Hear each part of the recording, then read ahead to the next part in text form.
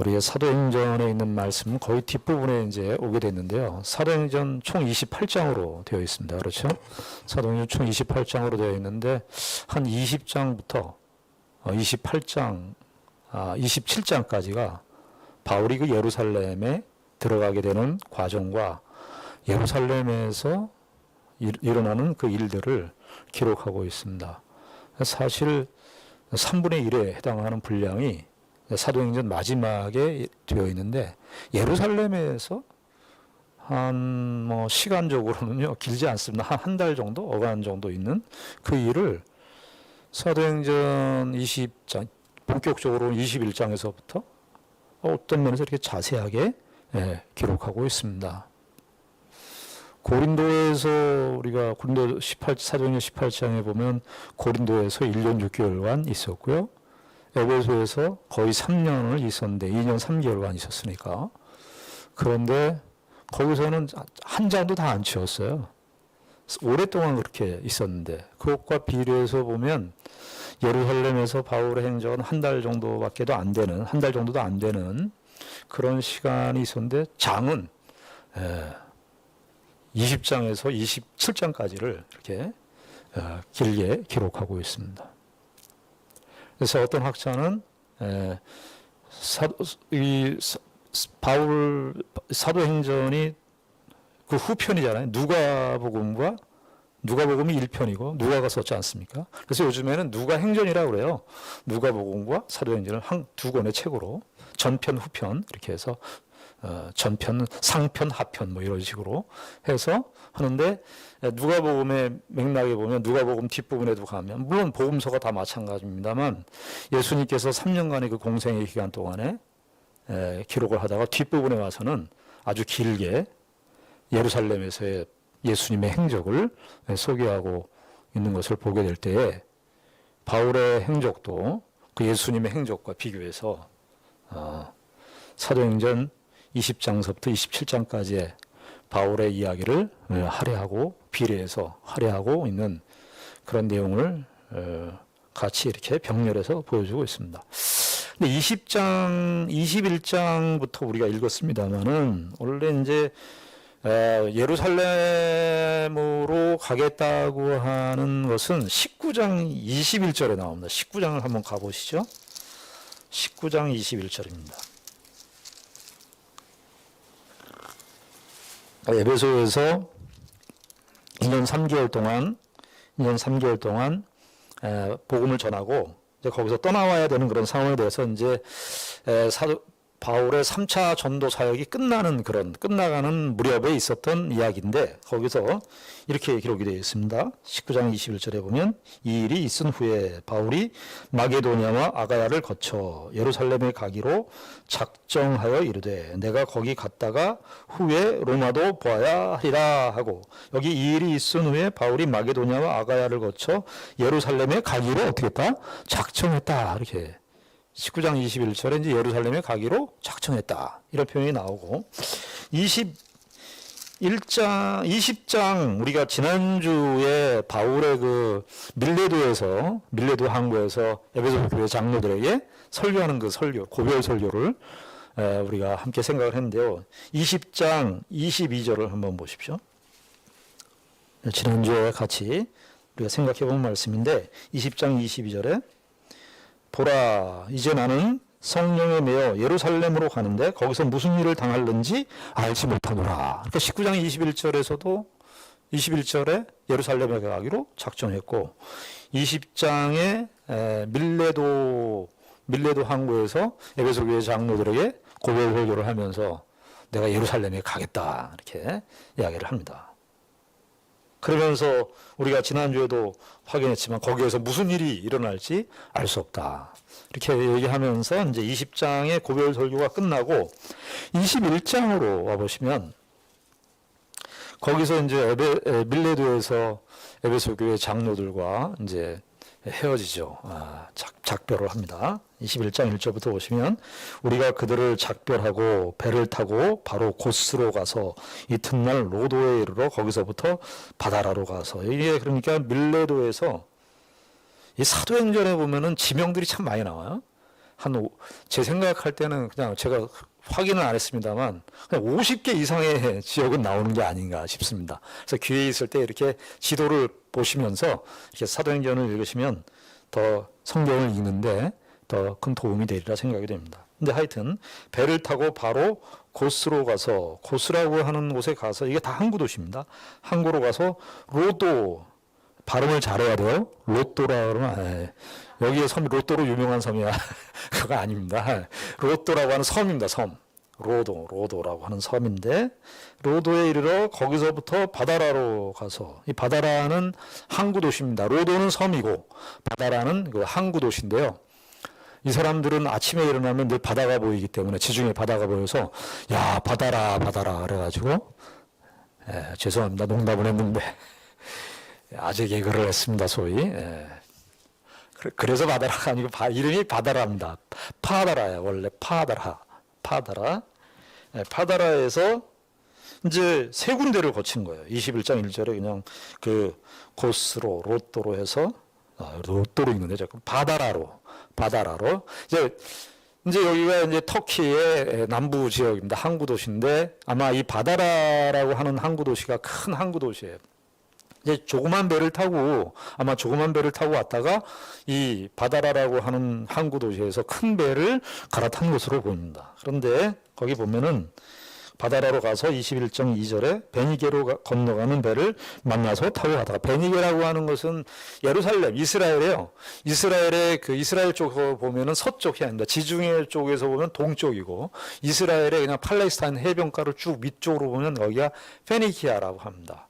페니기아 해변이에요. 그러니까 거기를 향해서 이제 바다라고 하는데 성경에서 그냥 지명만 나오니까, 지명하고 베니게 이렇게 나오니까 그 가까운 동네처럼 생각하는데 여기서부터 굉장히 길어요. 그래서 이 바다라라고 하는 항구에서 베니게의 두로까지 직선거리로는 한 640km 정도 되는데요. 날이 좋으면, 바다에 바람이 불지 않으면 한 3일 걸린다 그러고요. 바다에 바람이 심하면 보통 5일이 걸린다는 거예요. 그래서 이제 그 바다라라고 하는 데서 베니게에 구브로를 바라보고 구브로 섬을 이제 왼쪽에 두었다 그랬는데요. 그러니까 이제 구브로 섬 밑으로 이렇게 이제 지중해 터키 밑쪽에서 바다라고 하는 쪽에서 예루살렘 쪽으로 오게 되면, 이스라엘 쪽으로 오게 되면 이제 왼쪽으로 가게 됐다는 거예요. 이게 이제 1차 선교 여행 때 기억하십니까? 1차 선교 사역 때 바울이 처음 수리아 안디옥에서 구브로 섬을 지났잖아요. 거기는 구브로 섬을 통과해서 갔거든요. 이제 올 때는 구브로 섬을 왼쪽에 두고 이렇게 이제 오게 된 거예요. 아마 바울이 그때 이제 배를 타고 오면서 그 생각을 했을 거예요. 구브로 섬과, 왼쪽에 구브로 섬과 아시아 지역과 그 다음에 그 갈라디아 밑에 지역의 1차 선교 지역들을 다 생각하면서 회상을 했을 겁니다. 야, 우리가 저때 이게 한 20여 년 지난 거예요. 1차 선교하고 2차 선교, 3차 선교해서 거의 한 20여 년이 흐른 그런 시점이었습니다. 20여 년이 흐른 시점이었어요. 그러니까 바울이 아마 이제 그 회상을 많이 했을 거예요. 구브로 섬을 이렇게 오면서, 야, 저기 그 갈라디아 남쪽에 있는 루스드라, 이고니온, 더베 이런 데를 다 이렇게 배를 타고 오면서 다 보는 거 아닙니까? 그러면서 회상했을 겁니다. 그리고 두로에 상륙하게 됩니다. 두로는 이제 여러분 두로와 시돈 들어보셨죠? 두로와 시돈.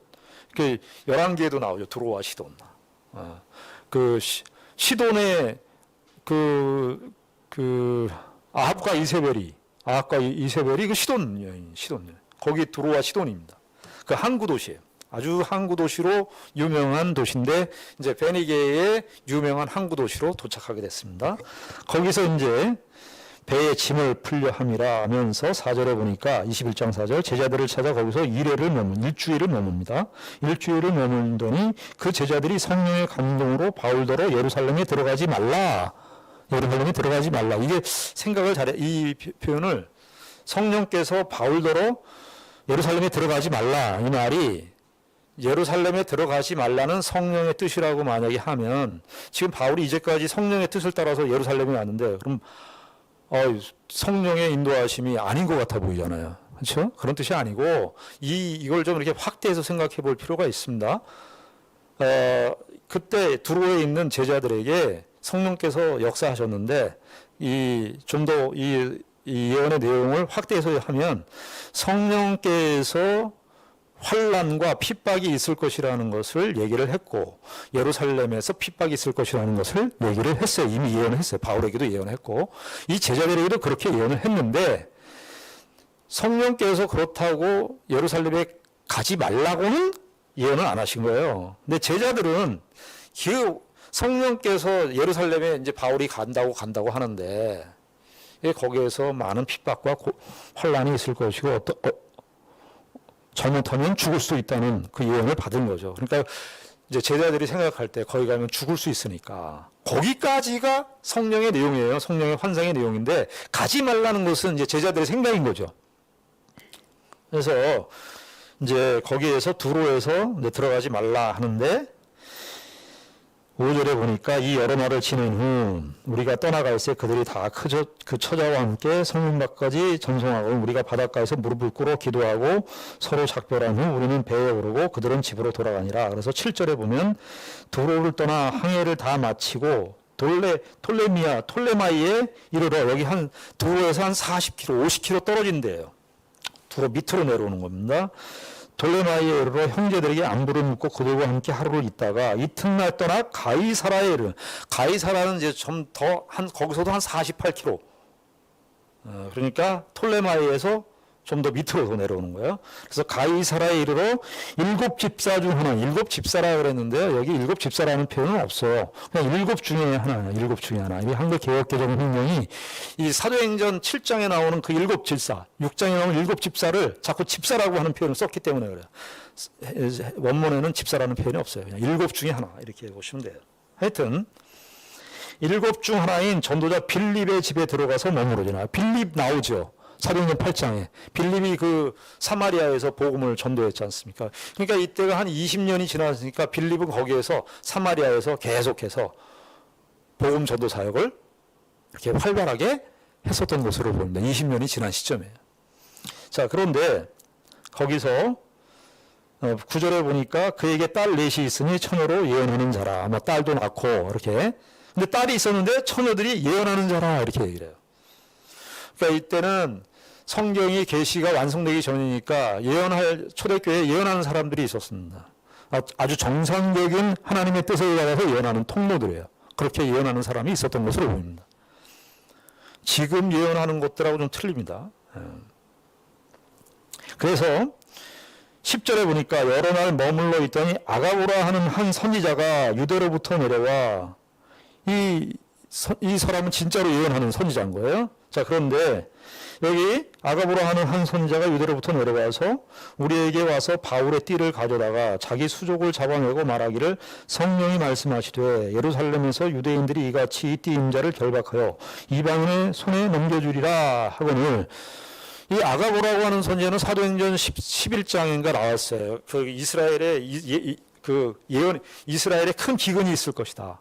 이렇게 예언했었던 그 선지자예요. 그러니까 이 선지자는 그 당시 때 초대교회에 하나님의 뜻을 전달하는 계시의 통로 선지자 역할을 했었던 정상적인 예언 활동을 했었던 선지자로 보여집니다. 그런데 이 선지자가 와서 바울이 예루살렘에 가면 이런 일을 당할 것이다 하는 것이었어요. 그게 뭐예요? 여기 11절에 바울의 띠, 바울의 이제 허리띠인데 우리가 말하는 그런 얇은 허리띠가 아니고 아마 전대라고 보여집니다. 그 전대 같은 띠를 가져다가 자기 수족을 잡아내고 말하기를 성령이 말씀하시되 예루살렘에서 유대인들이 이같이 이 띠 임자를 결박하여 이방인의 손에 넘겨줄 것이다. 이게 성령께서 이 아가보 선지자에게 예언했었던 내용이에요. 여기까지가. 그러니까 가지 말라는 없었단 말이죠. 그러니까 성령께서 어떤 예언이 일반적으로 사도행전 20장에도 바울이 성령이 각성해서 결박과 환란이 있을 것이라는 거 예언을 했고 예루살렘에서도 그런 결박과 환란이 있을 것이라는 거 예언을 했고 가지 말라는 예언을 안 했어요. 오히려 그렇게 예언을 했다는 것은 반대로 성령께서 바울 보고 예루살렘에 향해서 가야 된다고 하는 사인을 계속 주신 거예요. 그러니까 아까 20장, 21장 4절에 나오는 그 두로에서 그 제자들의 환상 내용이 더 7절 이하에 가이사라에서 빌립의 집에서 예언을 활동했었던 그 아가보 선지자의 예언을 통해서 이 예언의 내용이 더욱더 설명되고 확증되고 입증되는 것입니다. 그래서 이방인의 손에 넘겨주리라 이방인의 손에 넘겨주리라 이 헬라말로 파라디돔인데, 이거 예수님께서 십자가에 죽으신다는 예언을 복음서 뒷부분에 가면 예수님의 생애 마지막에 그 예언을 하시잖아요. 거기 장로들과 대제사장들의 손에 넘겨진다 할 때 그 썼던 동사예요. 그러니까 성령께서 이 아가보 선지자에게 예언을 하셨는데 그 예언의 내용이 바울도 예수님의 운명과 같은 동일한 운명을 예고하는 거예요. 그래서 넘겨질 것이다. 그렇게 이제 얘기를 하는 거예요. 그러니까 이 12절에 보니까 우리가 그 말을 듣고 그곳 사람과 더불어 바울에게 예루살렘으로 올라가지 말라고 하니. 그러니까 이거를 봤으니까 사람들은 어떻게 해요? 올라가지 말라. 근데 성령은 뭐래요? 성령의 뜻은 뭐예요? 바울이 예루살렘에 올라가야 한다는 거예요. 그건 누가 가장 잘 알고 있어요? 바울 자신이 가장 잘 알고 있어요. 근데 사람들은, 그 초대교회 공동체들은 어떻게 해요? 이거 고난이 있을 거니까. 여러분, 우리가 선한 뜻으로 하는 것도 하나님의 뜻을 막을 수가 있는 겁니다. 우리가 생각할 때 이거 최고의 선, 우리 인간적으로 우리가 생각할 때 이렇게 최고의 선이라고 생각하는 그것이 하나님의 뜻을 막을 수도 있어요. 근데 13절에 이제 바울이 이렇게 얘기합니다. 말리니까 바울이 대답하되 여러분이 어찌하여 울어 내 마음을 상하게 하느냐. 여기 내 마음을 상하게 하느냐 이렇게 되는데 내 마음을 치느냐 막 때리느냐 이렇게. 나는 주 예수의 이름을 위하여 결박당할 뿐 아니라 예루살렘에서 죽을 것도 각오하였노라. 그래서 바울이 이제 자기의 결심과 그 뜻을 밝힙니다. 그래서 이제 예루살렘에 가게 되는데요. 17절에 보면 예루살렘에 가니까 17절부터 보시면 예루살렘에 이르니 본격적으로 이제 예루살렘에 이제 바울이 도착하게 됩니다. 자, 이렇게 제가 왜 이 이야기를 하느냐 하면 바울은 가려고 했고, 근데 사람들은 다 말렸고, 초대교회 공동체들은 말렸고, 바울은 가려고 했다. 아니, 성령의 뜻을 따라서 가려고 했는데, 바울은 왜 가려고 했을까? 그냥 우리가 생각할 때 성령의 뜻이니까, 그냥 목적 없이 성령의 뜻이니까 그렇게 했을까요? 성령의 뜻이니까 그냥 예루살렘에 갔을까요? 이 바울이 물론 하나님의 뜻을 잘 따르고 순종하는 사람이지만 아무런 기계처럼 그렇게 바울이 그냥 하나님의 뜻이니까 가야지 해서 갔겠습니까? 바울도 인간인지라 자기가 그 예루살렘에서 당해야 될 그 고난이 얼마나 힘든 거 바울 자신도 잘 알고 있어요. 그런데 바울이 초대교회 공동체의 만류에도 불구하고 가게 되는 이유가 무엇일까? 우리가 좀 그 부분을 오늘 좀 집중해서 보려고 그래요. 17절에 이제 예루살렘에 이르니 형제들이 우리를 가까이 영접하거늘.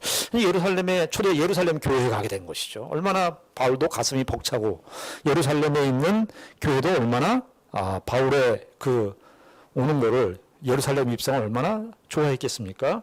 18절에 보면 그 이튿날 바울이 우리와 함께 야고보에게로 들어가니 장로들도 다 있더라. 이때 이 야고보는 초대교회 사도를 얘기하는 게 아니라 예수님의 형제 야고보예요. 그러니까 지금 보니까 예루살렘 교회의 지도자로 사도로 이제 아마 활동을 하게 됐던 것으로 봅니다. 사도행전 12장에 순교당한 그 야고보가 아닙니다. 예수님의 형제 야고보예요. 그러니까 그 당시 때 예루살렘 교회 사도들은 다 없고 이 야고보 사도만 남아있었던 것으로 보입니다. 그래서 그 이튿날 바울이 우리와 함께 야고보에게로 들어가니 장로들도 다 있더라. 바울이 무난하고 하나님이 자기의 사역으로 말미암아 이방 가운데서 하신 일을 낱낱이 말합니다. 바울이 이제 이방 가운데 있었던 일들 그 1차, 2차, 3차 선교여행 다 보고합니다. 그리고 20절에 그들이 듣고 하나님께 영광을 돌리고 여기까지 다 좋아요. 그들이 듣고 하나님께 영광을 돌리고 여기까지가 다 좋아요. 바울도 이제 예루살렘에 들어가서 다 하나님께 영광을 돌리고 다 좋은데 분위기가 이제 이상합니다. 거기 20절 하반절부터 보면 이르되 형제여 그대도 보는 바에 유대인 중에 믿는 자 수만 명이 있으니 다 율법의 열성을 가진 자라. 믿는 유대인들이 많다는 거예요. 근데 수만 명이라는 거예요. 근데 그 당시 때 예루살렘 인구가 3만에서 5만 정도 해당하는 거예요. 그러니까 예루살렘에 믿는 유대인 출신 그리스도인들이 여기 수만 명이 됐으니까 거의 한 7, 80%가 유대인들이 예수를 믿는 유대인들이 생겼다고 봐야 됩니다. 그렇죠? 그래서 많은 사람들이 생긴 거예요. 그런데 문제가 생겼습니다. 21절에 보니까 내가 이방에 있는 모든 유대인들을 가르치되 모세를 배반하고 아들들에게 할례를 행하지 말고 또 관습을 지키지 말라 한 다음을 그들이 들어도다. 그러니까 바울이 지금 이방 선교를 하는데 악평도 들어온 거예요. 나쁜 소문도 들어온 거예요. 어떤 소문? 바울이 할례를 행하지 말라 그랬고 모세를 배반했다. 모세를 배반했다는 것은 배도할 때 쓰는 말이에요. 모세를 떠났다. 율법을 떠났다. 이런 그 소문들이 바울에게 이제 있었다는 거예요. 누구 공동체에 있다는 거예요. 예루살렘 교회 공동체 안에. 예. 그들이 들었도다. 그러면서 22절에 그러면 어찌할꼬 그들이 필연 그대가 온 곳을 들으리니 예루살렘 교회가 그러는 거예요. 우리가 말하는 이대로 하라. 서운한 네 사람이 우리에게 있으니 그들을 데리고 함께 결례를 행하고 그들을 위하여 비용을 내어 머리를 깎게 하라. 그러면 모든 사람이 그대에 대하여 들은 것이 사실이 아니고 그대도 율법을 지켜 행하는 줄로 알 것이라. 주를 믿는 이방인에게는 우리가 우상의 제물과 피와 물무에 죽인 것과 음행을 피할 것을 결의하고 편지하였느니라 하니 바울이 이 사람들을 데리고 이튿날 그들과 함께 결례를 행하고 성전에 들어가서 각 사람을 위하여 제사 드릴 때까지의 결례 기간이 만기된 것을 신고하니라. 바울이 어떻게 했다는 거예요? 지금 이방인 유대인 그리스도인들이 바울을 다 오해하고 있는 거예요. 이제 율법을 다 순종하지 않고 율법을 떠났다. 모세를 배반했다. 할례를 행하지 말라 그랬다. 그런데 우리가 보면 어떻습니까? 사도행전 16장에 바울이 디모데를 어떻게 해요? 할례를 행하게 합니다. 그리고 18장에 보면 바울이 갱그레아에서 머리를 깎습니다. 이게 나시린 서약이거든요. 일종의 나시린 서약이에요. 그래서 사도 바울이 갈 때마다 그 유대인 율법, 유대인 출신 그리스도인들을 만났으면 유대인들의 그 규칙을 따라줬어요. 바울은요, 그거 유대인들의 규칙을 따르는 일이 바울이 어려운 일이 아닙니다. 바울은 옛날에 자기가 유대교에 심취했었던 사람이기 때문에 바울은 그런 거에 그렇게 어려움이 없었던 사람입니다. 근데 지금 이 이야기를 예루살렘 교회가 야고보 사도를 중심으로 해서 이것을 항의하니까 바울이 어떻게 합니까? 네, 그래. 여기 이제 이 내용이 뭐냐면 4명이 있었는데 4명이 이제 그 민수기 6장에 의하면은 그 내용입니다. 이게 나시린 제도입니다. 나시린 제도. 그러니까 유대인들 그 당시 때 예루살렘에 있는 유대인 그리스도인들이 율법의 이 흐름을 아직도 못 벗어나고 있는 것이에요. 예수만 믿은 거예요. 율법적 전통과 할례와 규례 의식들은 다 지키고 예수만 믿었다고 보시면 되는 거예요. 근데 여기 이제 4사람이 나시린 서약을 하고 있었던 거예요.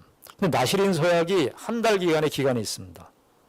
그래서 뭐 독주를 금하고 포도주를 마시지 않고 시체도 만지지 않고 모든 부정한 것을 다 만지지 말고, 그래서 마지막 7일째 되는 날은 아주 정결하게 의식을 행해서 제사 제도를 하면서 이제 7일간 그거 30일 동안 30일 중에 마지막 7일간을 잘 지켜서 해야 나시린이 비로소 되는 거예요.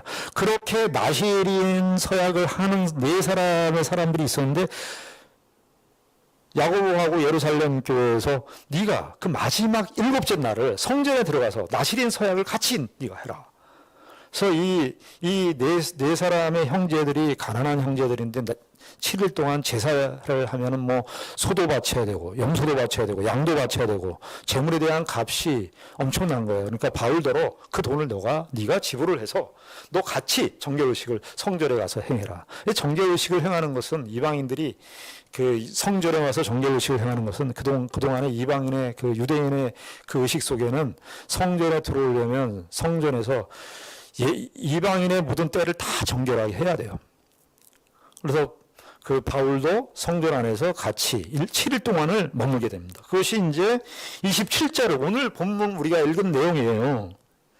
근데 27절에 보시면 그 이래가 거의 찼어요. 그래서 나시린 제도를 다 지키고 거의 참에 아시아로부터 온 유대인들이 성전에서 바울을 보고 모든 무리를 충동하여 그를 붙들고. 아니 지금 예루살렘에 있는 유대인 그리스도인들이 바울이 할례를 행하지 말라 그랬다, 모세의 율법을 배반한 사람이다, 그렇게 오해를 받아서 우리 같았으면 내 자존심 지키느라고 안 할 것 같아요. 내가 뭐 이런 거 해야 되냐? 예? 내가 뭐 무슨 이런 내가 유대인의 뭐 율법이나 할례를 통해서 내가 그것이 구원받지 않는, 그것이 구원의 근거가 될 수 없다는 사실을 내가 갖고 있는데 내가 뭐 해? 이렇게 우리가 당당하게 말할 수 있는데 바울은 아닙니다. 그냥 다 행합니다.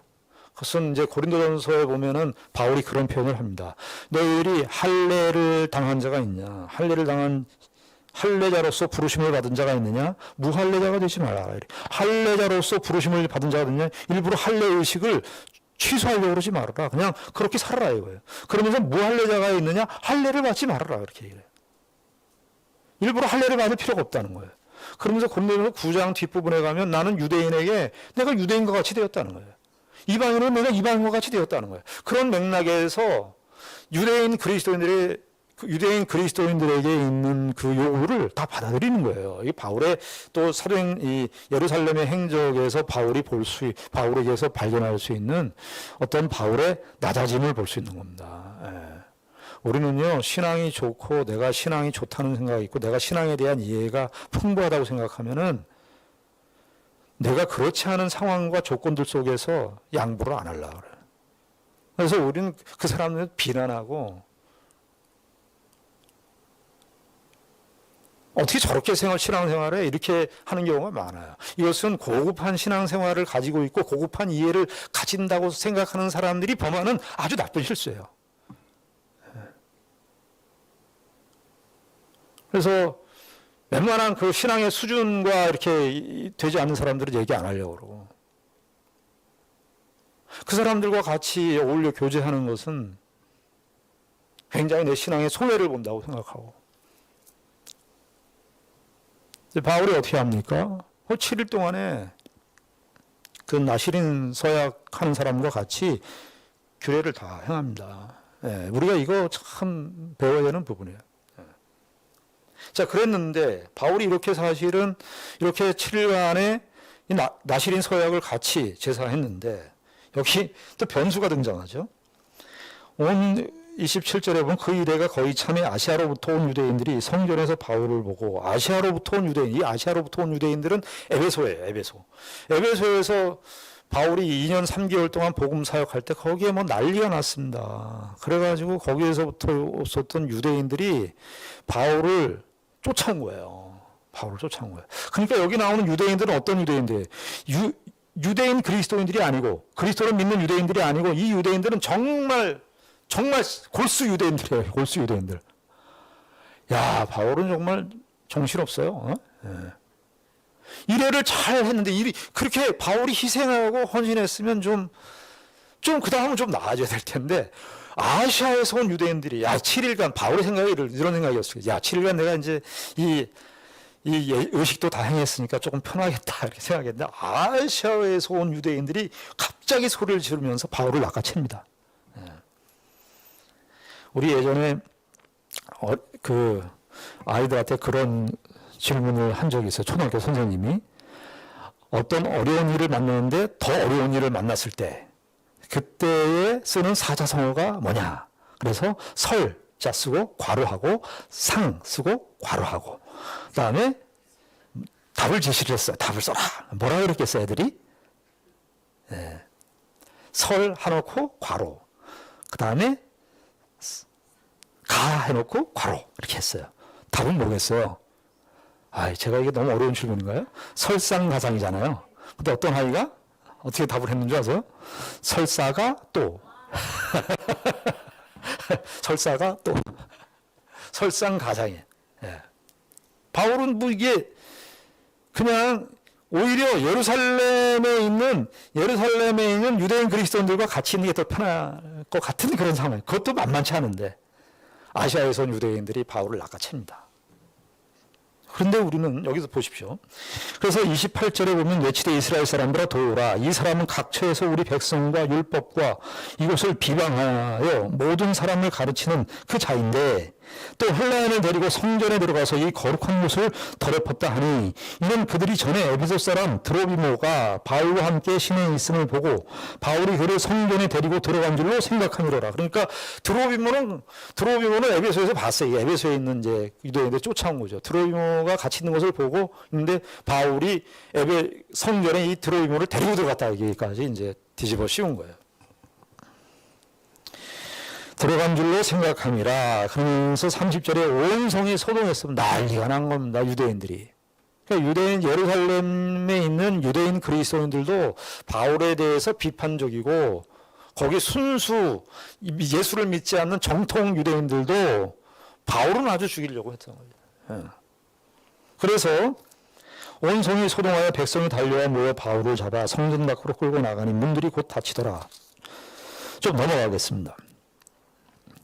그러면서 이제 32절부터 보면 그가 급히 거민들과 백부장들을 거느리고 이게 뭐냐면 이제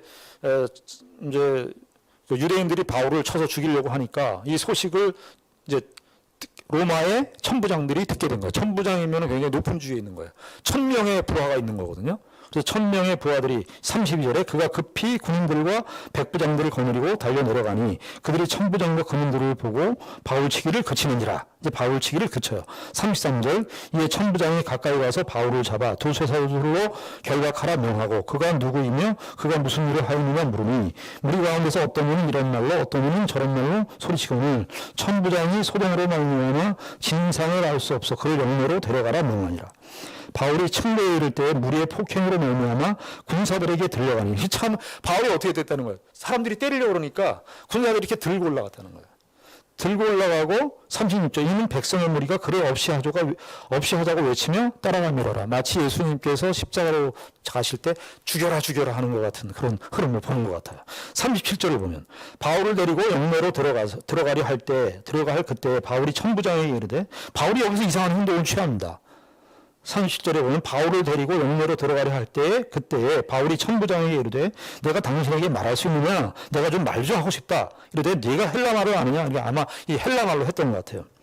그러니까 38절에 그러면 네가 이전에 소울을 일으켜 자객 4,000명을 거느리고 광야로 가던 애굽인이 아니냐. 그러니까 이게 이제 이 로마의 입장에서 봤을 때 이게 바울을 이렇게 하는 걸 보면은 자기네들이 옛날 그 자객 4,000명을 거느리고 광야로 가던 애굽이지 아니하는 그 당대 그 로마에 대항했었던 어떤 사람이 있었던 것으로 그 바울을 그렇게 본 것 같아요.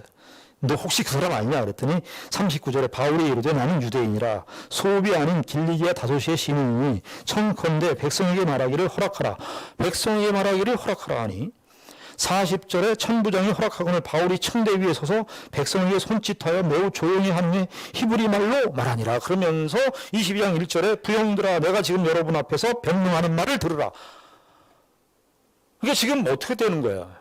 예루살렘에 있는 유대인들은 바울을 배척했고 그래서 그 말 뜻을 따라서 그들의 정말 바울이 하고 싶지 않았는데 유대인들과 같은 모양으로 그렇게 다 결례의식을 행하고 그랬는데 아시아에서 온 정통 유대인들이 바울을 잡아다가 죽이려고 하고 근데 천부장이 살려줬어요. 살려줬는데 그래서 오히려 안전한 곳으로 데려가려고 하는데 바울이 뭐라 그래요? 자기를 저 사람들에게 내려달라고. 저 사람들에게. 우리가 이제 여기서 생각을 해야 됩니다. 바울은 왜 이렇게 했을까? 왜 예루살렘에 가려고 했을까? 바울은 도대체 무슨 생각으로 이곳에 오려고 했을까? 저는 이 22장 1절이 부형들아, 이 부형들아 이렇게 되었습니다만 부형들아 이 말은 아버지, 형제 이런 거예요. 형제들이요, 아버지요 이렇게 말한 거예요. 아버지들, 나의 형제들. 바울은 물론 로마서 15장 이하에 15장 22절 이하에 보면 바울이 예루살렘 교회가 어려워져서 기근이 있었으니까 예루살렘 교회가 어려워져서 그리스 아시아에 있는 교회들에게 헌금을 받아가지고 예루살렘 교회를 돕기 위해서 예루살렘에 온 이유도 있습니다. 그러나 그것만으로 설명하기에는 바울의 결심과 각오를 다 이해할 수가 없어요. 바울은 22장 1절 이 예루살렘 이 사람들에게 지금 이 이야기를 하려고. 그래서 사도행전 22장, 23장, 24장, 25장에 보면 바울이 아그리빠, 베스도 이 세 번의 자기의 간증을 말합니다. 자기를 죽이려고 하는 이 예루살렘 이스라엘 사람들을 향해서 바울이 사실은 이것을 위해서 왔다는 것을 우리가 알 수 있게 되는데요. 좀 더 이 부분을 좀 알기 위해서 로마서 9장을 한번 가보십시다.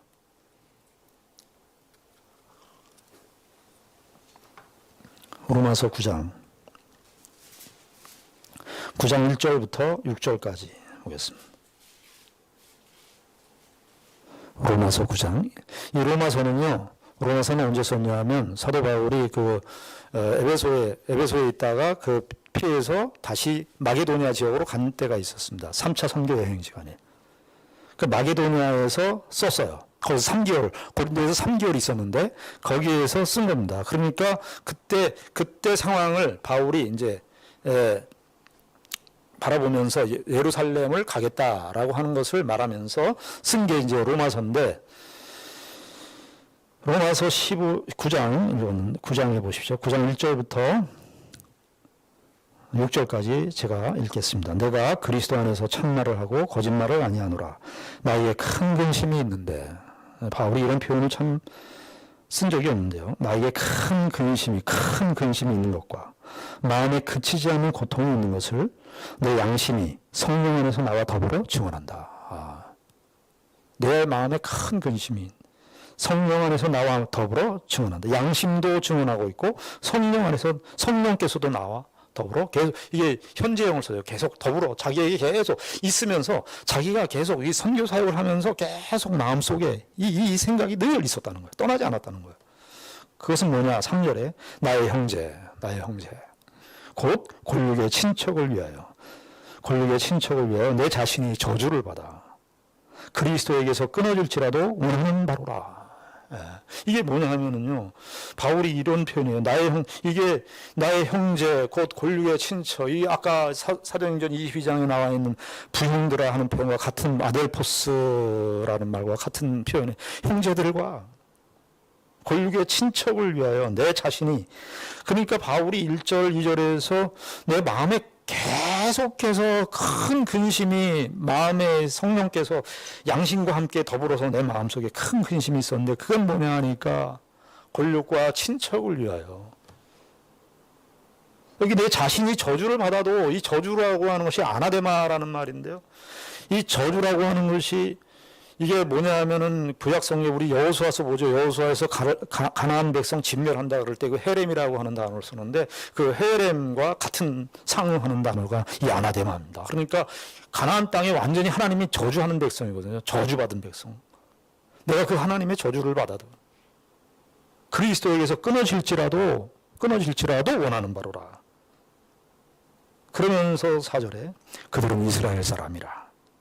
그들에게는 양자됨과 영광과 언약들과 율법을 세우신 것과 예배와 약속들이 있고, 조상들도 그들의 것이요 육신으로 하면 그리스도가 그들에게서 나셨으니 그는 만물 위에 계셔서 세세의 찬양을 받으실 하나님이시라. 아멘.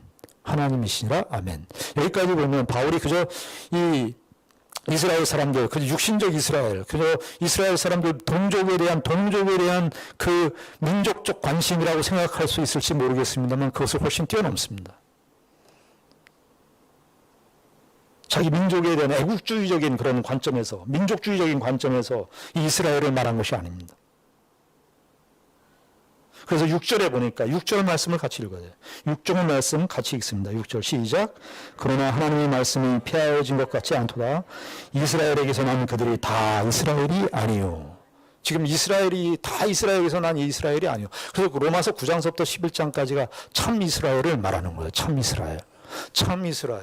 그러니까 바울이 사도행전 22장에 바울이 이제 사도행전 22장에서 와서야 그리고 로마서 9장에 있는 이 말씀을 같이 생각해서 놓고 보았을 때 바울이 그렇게 예루살렘을 향하여 가려고 했다는 것은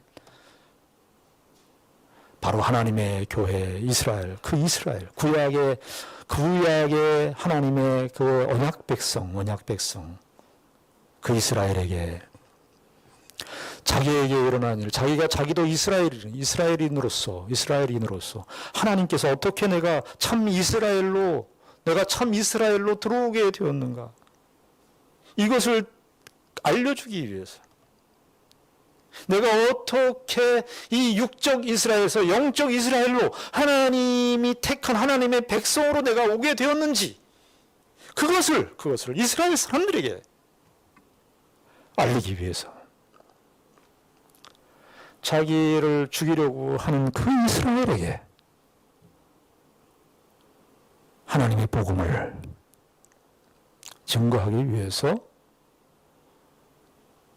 예루살렘으로 온 것입니다. 예수님께서 자기를 죽이는 자들을 향해서 예수님 자신이 십자가를 지시고 오신 것처럼 바울도 자기를 죽이려고 하는 그 유대인들을 향하여 이스라엘을 향하여 하나님의 어떠한 분임을 자신을 통해서 드러난 하나님의 어떠하심을 저들에게 알려주시기 위하여 바울은 예루살렘으로 온 것입니다. 우리가 사는 세상, 저 여러분들이 만나는 현실들, 어떠한 현실들입니까? 우리가 원하는 현실은 가보고 싶지도 않고 우리의 기대와 우리의 소원에 맞지 않으면 돌아서기 십상인 우리의 본성. 그러나 오늘 바울의 이 모습을 보면서 우리가 가는 길, 우리가 만나는 상황, 하나님의 어떠하심을 드러내는 샘플로 보내심을 받았다는 것입니다. 바울이 유대인 그리스도인들을 위하여 결례를 행하는 정도는 참된 그리스도인 정도의 모습이 아니라 오히려 자기를 박해하고 자기를 죽이는 자들을 향하여 오히려 하나님의 어떠하심을 드러내는 그러한 존재로 저들 앞에 서 있기 위해서 바울은 예루살렘에 온 것입니다. 저와 여러분들의 예루살렘은 어디입니까? 우리의 삶의 현실 속에서 하나님께서 우리에게 주신 은혜와 복들이 어떤 정황 속에서, 어떤 현실 속에서 그 하나님의 뜻이 펼쳐지는지를 다시 한번 확인하시고 내 기분과 내 소원과 내 기대대로 되어지지 않는 일을 인하여 시험받지 마시고 오히려 내가 원하지 않는 상황, 내가 기대하지 않는 조건과 현실, 말도 안 되는 그런 현실들 속에서 하나님의 어떠하심이 드러난다는 사실을 다시 한번 우리가 이 말씀을 통해서 확인하시고 우리의 신앙의 삶을 가다듬는 귀한 결심과 각오가 있기를 바랍니다. 기도하겠습니다. 하나님 아버지 은혜를 감사합니다. 바울의 예루살렘에 가게 되는 그 이유를 함께 생각을 했습니다. 아버지 하나님, 우리는 세상에서 무엇을 기대하고 있는가? 우린 예수를 믿어서 하나님을 알아서 우리는 어떤 것을 기대하고 소원하고 사는지 바울의 예루살렘을 향해서 가는 이 모습을 통해서 우리의 삶의 가치와 우리의 삶의 목적을 다시 한번 재조정하고 우리가 사는 이유, 우리가 이 세상에 남아있는 이유, 그 목적이 무엇인지를 다시 한번 분명하게 확인하는 그런 귀한 은혜가 있게 하여 주시옵소서. 예수 그리스도와 함께 하나님께서 우리에게 요구하시는 그 삶의 현실들을 겪어내고 그 속에서 하나님의 크심을, 하나님의 하나님 되심을 증거하고 사는 우리 모두가 되게 하여 주시옵소서. 예수님 이름으로 기도드리옵나이다. 아멘.